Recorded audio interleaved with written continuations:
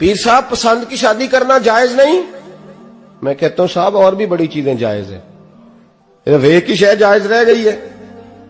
رسول پاک صلی اللہ علیہ وسلم سوائے اللہ کے کسی کے پابند نہیں، کسی کے پابند نہیں۔ تو جناب سیدہ خدیجہ الکبریٰ رضی اللہ تعالی عنہ نے پیغام نکاح دیا، یا رسول اللہ میں شادی کرنا چاہتی ہوں، حضور کسی کے پابند نہیں، پر میرے محبوب نے فرمایا میرا چچا میرے والد کی جگہ ہے، میں اپنے چاچا سے پوچھ کے تمہیں جواب دوں گا۔ یہ ہے پسند کی شادی جو میرے نبی نے بیان فرمائی ہے۔ تو سارا کچھ کراس کر کر کے گزر جاتا ہے، یہاں تو حال یہ ہے کہ پالنے والا کوئی اور سائے میں بیٹھنے والا، باغ تیرے دی کر کر راکھی میں ساری عمر گزاری، تو جدوں اے پھل پکن تے آیا تے لے گئے ہور بپاری۔ اور بیٹا گزرتا ہے اماں کے دروازے کے آگے سے، اماں کے دروازے کے آگے بیٹا امرود لے کے آیا ہے 6 کلو۔ توجہ ہے میری بات پر؟ ادھر دیکھیں جی، چھوڑیں تھوڑی دیر ہماری سنیں۔ وہ امرود لے کے آیا 5-6 کلو، تو اماں کے دروازے کے قریب سے گزر گیا رات کو، تو کمائی کھانے کا ٹائم آیا نا، تو گزر گیا۔ تو وہ وزیر اعظم سے ڈرتا ہے نا، تو جا کے بی بی سے کہتا ہے بی بی کے حقوق دینا بھی رسول اللہ کی سنت ہے، لیکن یہ کیا بات ہوئی، تو نے بیوی اور ماں کا مقابلہ شروع کرا دیا؟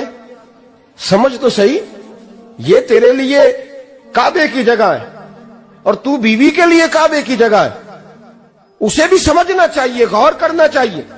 5 کلو امرود لے کے تو ماں کے کمرے کے قریب سے گزر گیا ہے، بی بی کو جا کے کہتا ہے چل آدھا کلو اماں کو بھی دے آ، اس کے کون سے دانت ہیں، تو پلیٹ میں ڈال کے وہ لائی ہے۔ تو سمجھا ہی نہیں، تو نے غور ہی نہیں کیا۔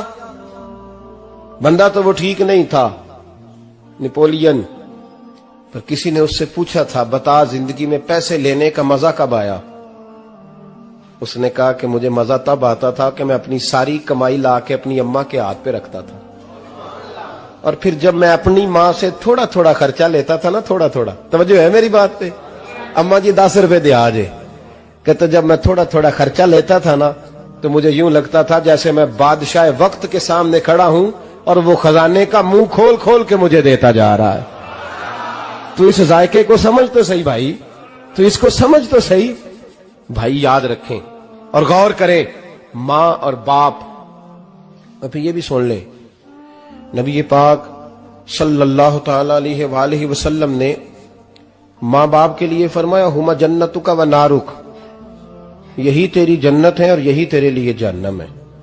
اگر یہ راضی ہو گئے تو تیرے لیے جنت ہے، ناراض ہو گئے تو چاہے تو 100 پیر کے مزار پہ حاضری دے آ، لیکن جب تک ابا راضی نہیں اتنی دیر تک اللہ راضی۔